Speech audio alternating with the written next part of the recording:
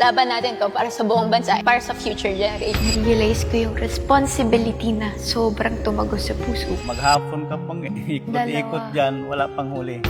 Kahirap na ngayon. Na may karapatan ang community na ito ng mangisda doon na walang threat sa buhay nila at nakukuha nila yung resources na dapat naman para sa ating lahat. Karagatan natin ito!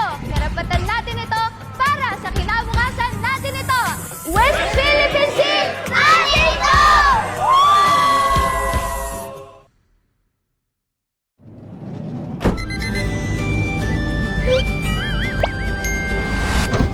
Dito na tayo sa airbase. Time check it for 11 a.m. Dito na tayo sa pre-departure area. Tinitimbang lahat ng dala natin ng mga bags, pati yung sarili natin. Kasi syempre kailangan yung weight natin dun sa aircraft, diba? So dapat sakto yung tao or kaya yung weight ng lahat. Boarding pass!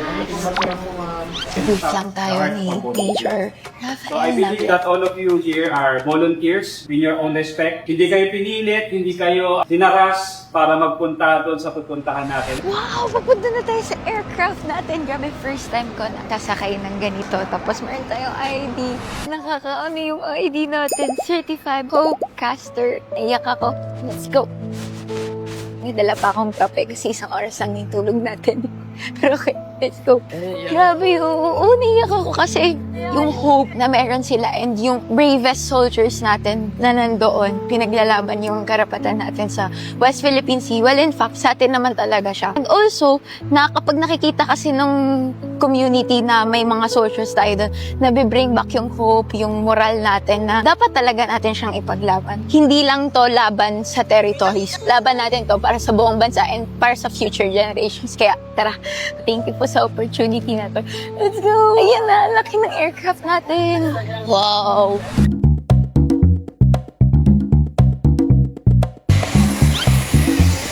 Naiyak na ako dito kasi na-realize ko yung responsibility na sobrang tumagos sa puso ko.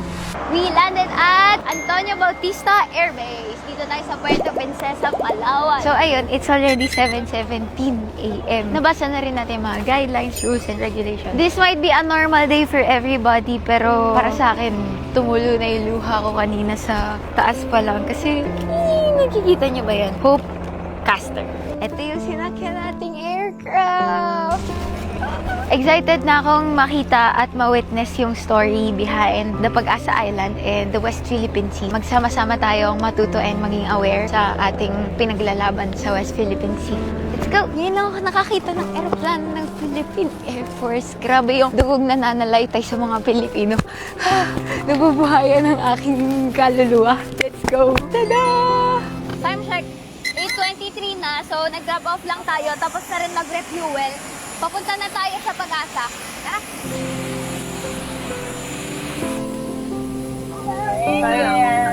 Kalan na tayo. Let's go! Ewan ko kung pwede yan ipakita, blur na lang natin. Grabe, nandito na tayo sa Pag-asa Island. Hello po! Yun na. Yay! Ang linis! Ang laki! Sige, sir! So, next. Cheers! Thank you po. Hindi ko akalain na ganito kainit ang pagtanggap ng mga tao dito sa atin sa Pag-asa Island. Kitang-kita ko sa mga mata nila yung pag-asang mapakinggan sila at yung hope na sana maging maayos na rin lahat sa kanilang lugar.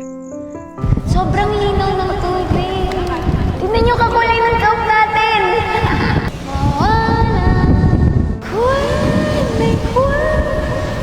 West Philippine Sea, atin to.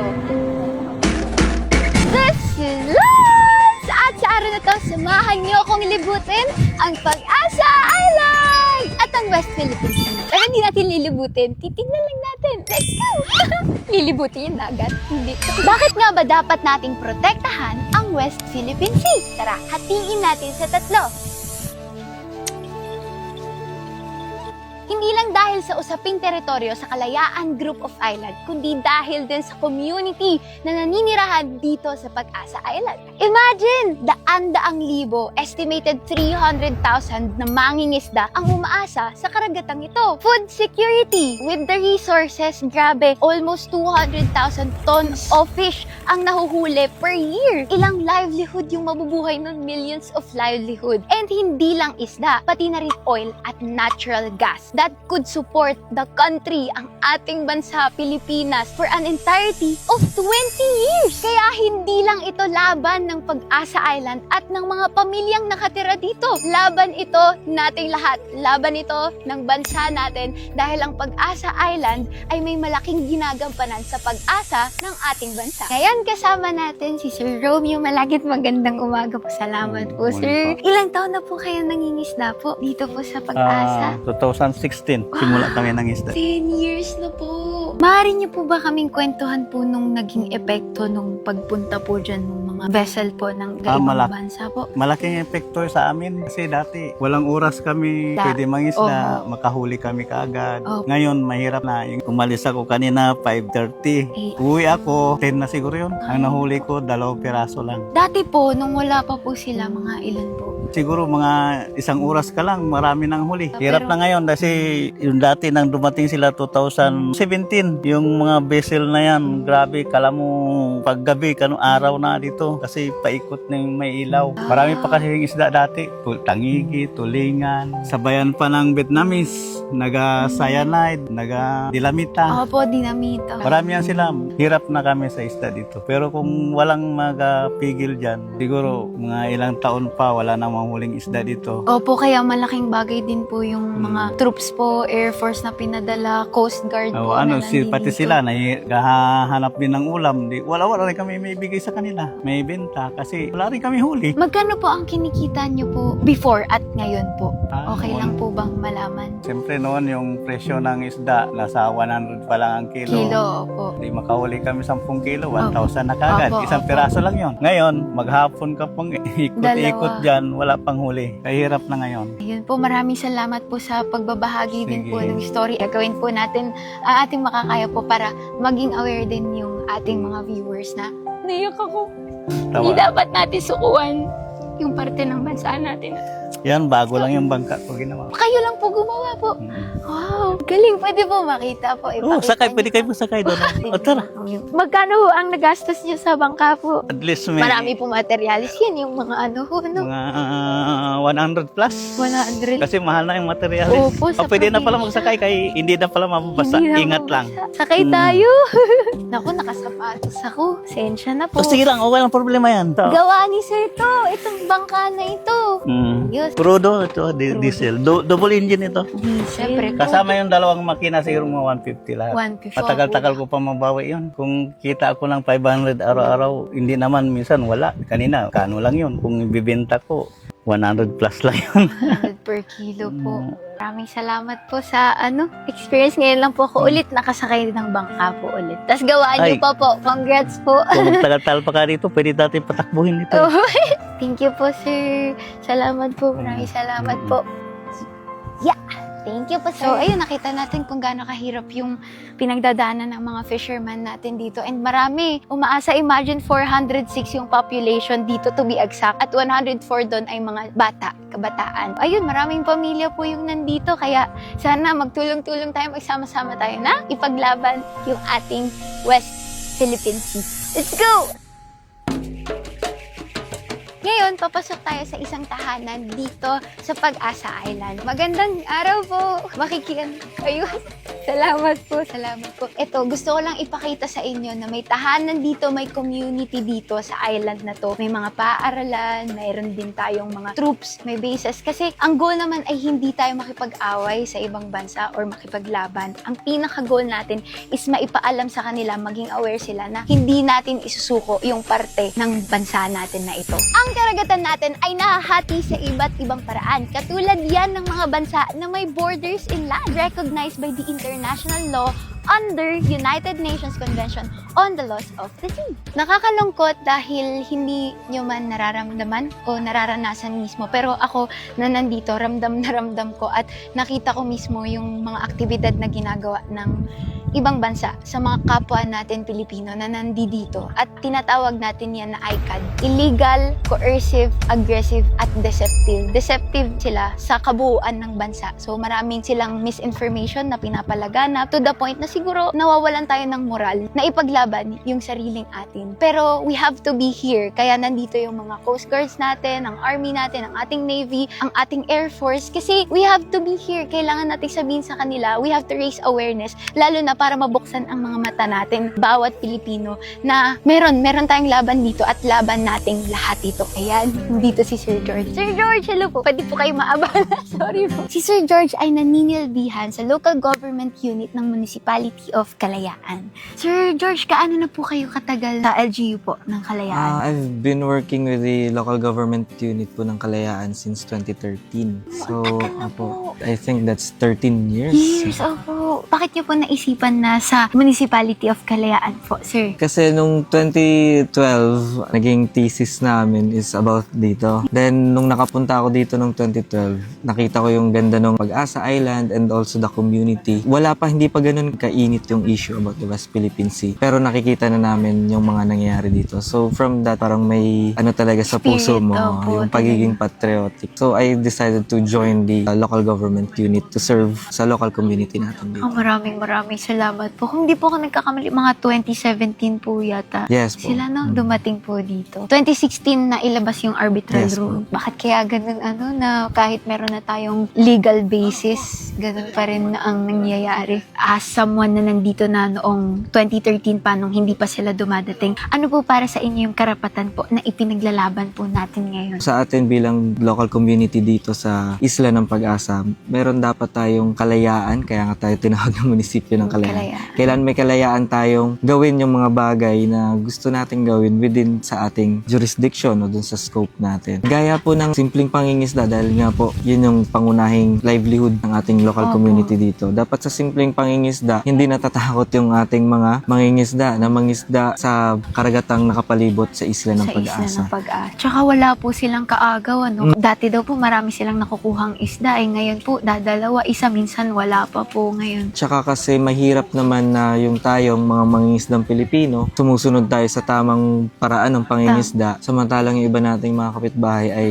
illegal o gumagamit ng mga illegal na pamamaraan sa pangingisda. Mahirap na yung tayo, sunod tayo ng sunod, nangangalaga tayo sa karagatan natin, tapos yung kabila ay hindi naman. Oo nga po. As of now po, sir, di ba bagong tayo po yung ating integrated school? Mga ilan na po ang estimate po ng students po natin ngayon? Approximately nasa 150 po yung students natin from elementary to grade 12. Yun, nakakatuwa kasi meron din tayong avenue for learning din dito. Huli po, sir, ano po yung mensahe niyo po para sa mga nanonood and yung sa community din po dito sa Kalayaan? Para po sa mga lahat ng nanonood, gusto ko pong maparating sa inyo at gusto kong ma-share nyo rin sa iba yung tungkol sa Municipality of Kalayaan, lalong-lalo na dito sa Pag-asa Island, na merong munting komunidad dito na nag-strive at tumatayo para sa ating soberanya. At sana suportahan natin sila, ipakilala pa natin kahit yung simpleng ikwento mo lang sa kaibigan mo, kakilala mo na merong ganitong nag-exist na community dito sa heart ng WPS or West Philippine Sea. Well, maraming salamat po. Sabi nga po nila, yung simpleng pagkakita o makikita lang nila na nakasuporta tayo sa kanila dito is nabuboost na yung moral nila. Even our soldiers, so malaking bagay po talaga yun para sa atin to boost the morale of the Filipino people. Mas marami tayo, we have strength in numbers. Para pala sa kaalaman ng lahat ngayong taon na to, sineselebrate natin yung 10th year anniversary ng arbitral ruling. So ano ba yung arbitral ruling na ito? This is basically the decision of the International Court na pinapawalang bisa yung 9 dash lines ng kiniklaim ng kabilang bansa. Hindi nila ito tinanggap kasi sabi nila hindi naman kami parte ng United Nations Pero this is actually a question of respect. Hindi hindi lang sa Pilipinas, pero respeto doon sa mga nag-agree doon sa arbitral ruling na ito, nakarating bansa natin. Kaya naman, ganun na lang yung claim natin na atin ang West Philippine Sea. At may karapatan tayo doon na may karapatan ang community na ito ng mangisda doon, diba? Nang wala silang pinangangamba na walang threat sa buhay nila at nakukuha nila yung resources na dapat naman para sa ating lahat. Okay? Woo! Kaya sabay-sabay nating sabihin, West Philippine Sea, atin to!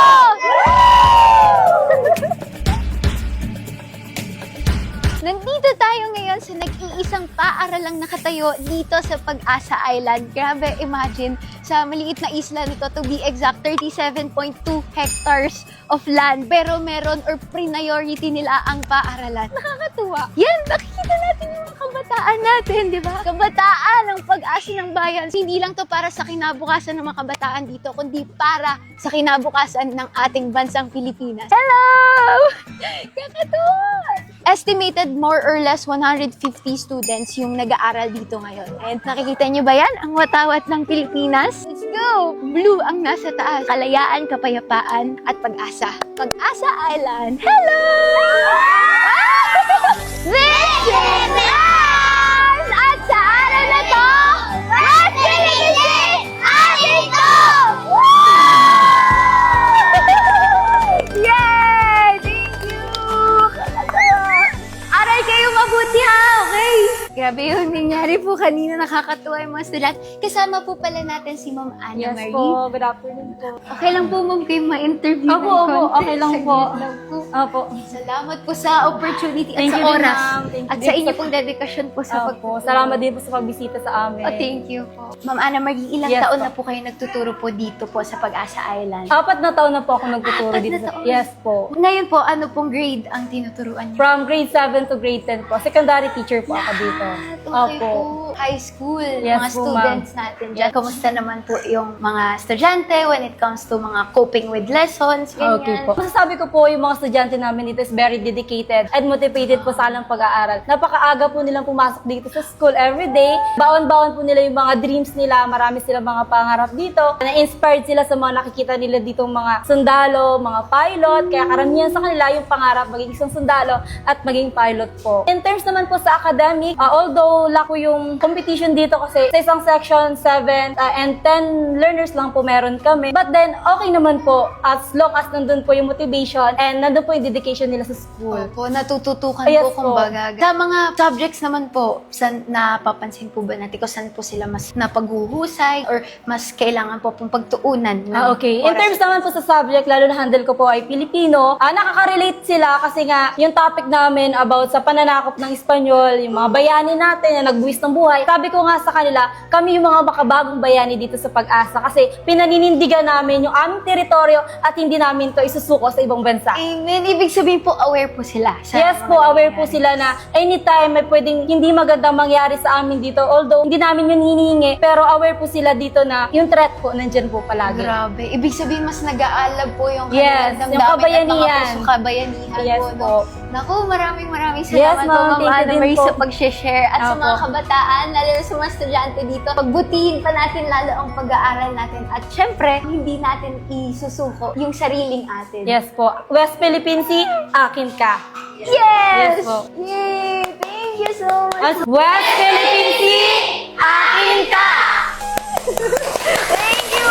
Dito sa isla, kung may makikita kayo mga ganito, ibig sabihin may itlog ng pawikan sa ilalim ng buhangin. Nakakatuwa kasi nag-aalaga din sila, sir, tapos nagpapahatch din sila ng mga pawikan. Kaso ngayon, hindi natin na timingan eh. Hindi pa daw panahon ng hatching nila. Sana next time maka-experience din tayo para ma-share din natin sa inyo. Time check, it's already 6:15 p.m. and grabe tong araw na to. Medyo nababad na tayo sa araw pero okay lang yan para to sa bayan. Kaya let's go and maraming salamat din pala kay Major Rafael. Major, maraming salamat po sa pag-connect po sa amin and for the opportunity po na makarating po kami sa West Philippine Sea. Grabe po. Iba talaga po pag first hand mo siyang naranasan and nakita yung community po doon. So Pag-asa Island, pag-asa natin to. Laban natin sa mga Pilipino. Thank you po, Major. Sa mga nanonood ngayon, sana mas marami pa tayong matouch na alam mo yun, yung soul natin, yung patriotism natin bilang Pilipino is mabuhay ulit. Kasi, ayun, laban natin itong lahat. And sana masundan pa to ng mas marami pang content creators and visitors para sa mga karagatan at sa mga land na pinaglalaban natin. West Philippine Sea, atin ito. Karagatan natin ito! Karapatan natin ito! Para sa kinabukasan natin ito! Atin ang West Philippine Sea!